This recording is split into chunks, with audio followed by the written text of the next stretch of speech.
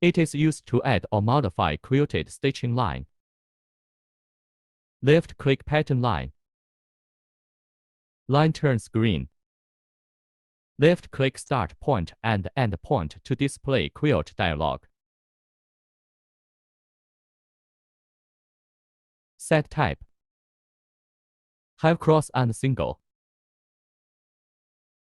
Select cross to set the angle.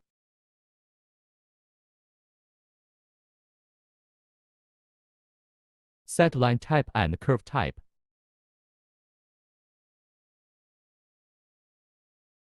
Edit A, B, C. They are the distances of the lines. This is a picture demo. These two are for curve type.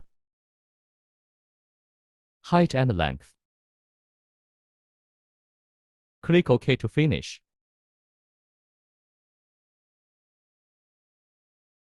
You can right-click on line to change.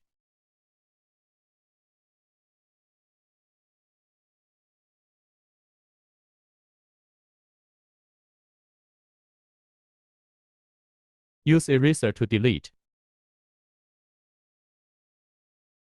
Thanks for watching.